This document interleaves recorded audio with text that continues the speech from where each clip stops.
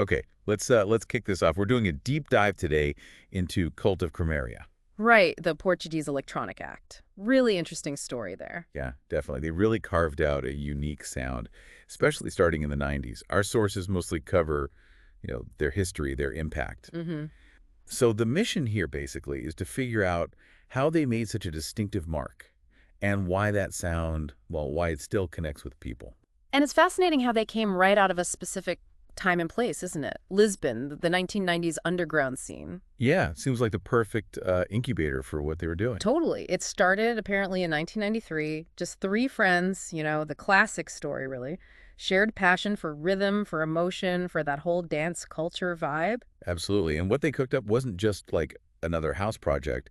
The descriptions often use tribal and hypnotic. That phrase comes up a lot. It really does. And it seems to capture something essential. They were mixing house, techno, but bringing in all these global ethnic rhythms. Yeah, creating what one source really nicely called a sonic ritual. Ooh, I like that. Sonic ritual. Yeah, yeah. Sounds kind of ancient, but also progressive. Yeah. Exactly. That blend is so central to understanding them. In the 90s, electronic music was getting quite defined into subgenres. Right. Things were siloing a bit. But Cult of Krameria, they were deliberately pulling in these diverse influences. Each track wasn't just like a beat sequence. It was thought of as a journey, a dialogue even, between cultures, emotions, different states of mind. Pretty deep intention for dance music, really. And it wasn't just the studio stuff either. Their live shows, from what we've read, sound like they were something else entirely, not just concerts, described as immersive physical experiences, lots of improv, raw energy. You can almost picture it, can't you? Some dark Lisbon club, or maybe even weirder places like castles, forests.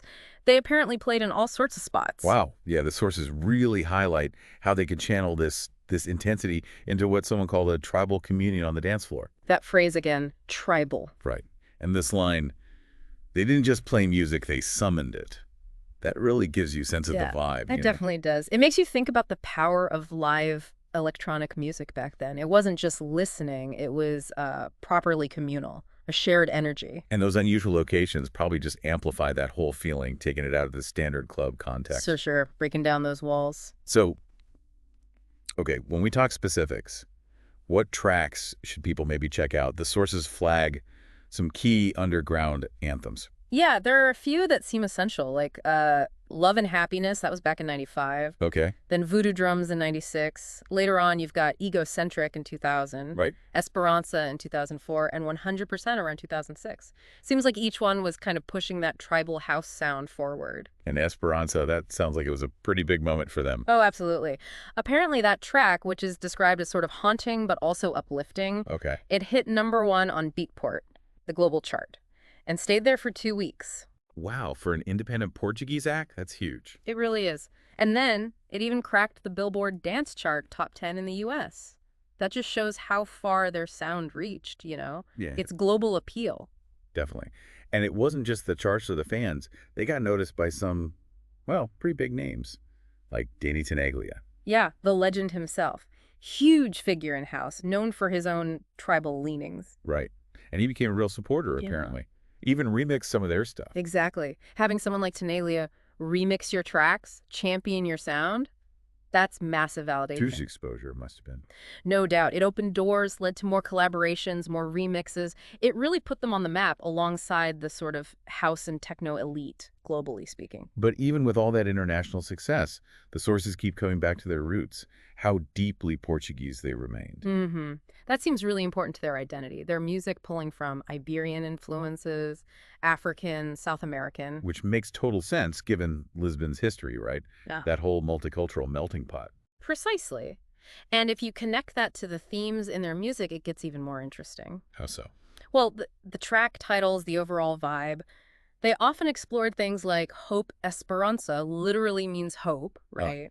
Oh, But also struggle, liberation, a kind of spirit of resistance, maybe spiritual, maybe even a bit political sometimes.